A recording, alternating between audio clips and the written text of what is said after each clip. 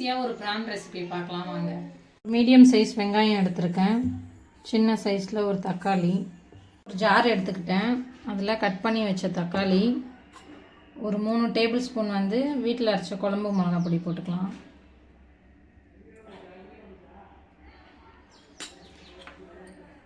அதிலே ஒரு 1/4 ஸ்பூன் மஞ்சள் பொடி போட்டுக்கிறேன். இஞ்சி பூண்டு பேஸ்ட் வந்து ஒரு 1/4 ஸ்பூன் போட்டுக்கிறேன். தேவையான அளவு உப்பு கொஞ்சம் போட்டுக்கிறேன். இதை அரைச்சி எடுத்துகிட்டு வந்துடுவோம். ப்ரான் வந்து 1/2 கிலோ ப்ரான் வாங்கி நான் க்ளீன் பண்ணி 1/4 கிலோவாக தான் வரும் க்ளீன் பண்ணால், அதை எடுத்துக்கிட்டேன். அதில் வந்து நம்ம அரைச்சி வச்ச இந்த மிக்ஸை ஆட் பண்ணிடுவோம். அரைச்சி வச்ச பேஸ்ட்டு போட்டாச்சு. நல்லா மிக்ஸ் பண்ணி எடுத்து வச்சுருவோம். ஒரு 5 மினிட்ஸு இது நான் கட் பண்ணிவிட்டு வந்து நம்ம இதை நல்லா மிக்ஸ் பண்ணியாச்சு. இப்போ வந்து நம்ம ஒரு ஆனியன் கட் பண்ணிட்டு வந்தோம். இப்போ வந்து ஒரு கடாய் வச்சு நம்ம கடாயை ஹீட் பண்ணிட்டேன். இதில் கொஞ்சமாக ஆயில் ஆட் பண்ணிக்கலாம். ஒரு 4-5 டேபிள் ஸ்பூன் போட்டுக்கிட்டேன். ஆயில் நல்லா காயட்டும். ஆயில் காஞ்சிருச்சு.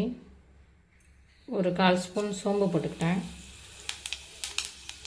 கொஞ்சம் கருவேப்பிலை,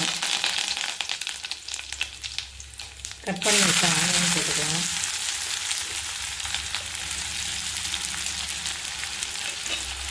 ஆனியன் வந்து நல்லா ஃப்ரை பண்ணிடணும்.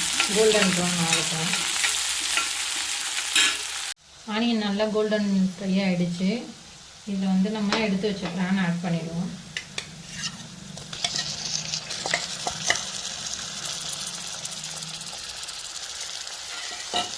இது வந்து ஒரு 7 மினிட்ஸ் குக் பண்ணால் போதும். ஆயில் எதுவுமே நம்ம போட வேண்டாம். ப்ரான்லேயே தண்ணி விடும் கொஞ்சம், அதில் அது குக் ஆகிடும்.